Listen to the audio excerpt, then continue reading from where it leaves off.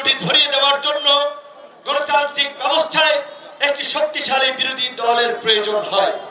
এখন এই অন্তর্বর্তীকালীন সরকারের সময় বিএনপি বলছে আমাদের সরকার, জামাত বলছে আমাদের সরকার, এনসিপি বলছে আমাদের সরকার, আমরা সকলেই বলছি আমাদের সরকার, কারণ আমরা সকলেই মিলে এই ফ্যাসিবাদী স্বৈর শাসনকে উৎখাত করেছিলাম। কাজেই এই সরকার আমাদের সকলের সরকার, কিন্তু এই সরকারকে আমরা সকলে যে পরামর্শ দেই সেই পরামর্শ হয়তো সরকার একইভাবে আমলে নেয় না।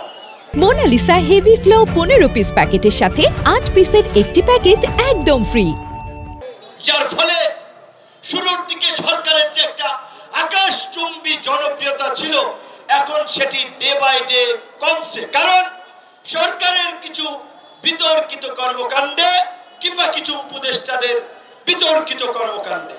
যেমন কিছুদিন আগে বিএনপির মহাসচিব বলেছিলেন এই সরকারের কয়েকজন উপদেষ্টা একটি রাজনৈতিক দলের পক্ষে কাজ করছেন, তাদেরকে উপদেষ্টার পদ থেকে সরে যেতে হবে।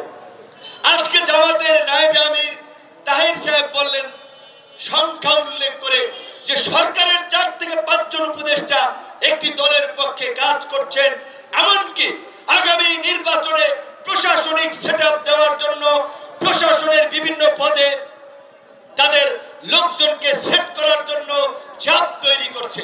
তো এই কথা কিন্তু আমরা আগে বলছিলাম যে সরকারের কিছু উপদেষ্টার কর্মকাণ্ড সরকারের নিরপেক্ষতাকে প্রশ্নবিদ্ধ করছে, সরকারের প্রতি জনগণের আস্থা, রাজনৈতিক দলগুলোর আস্থা নষ্ট করছে।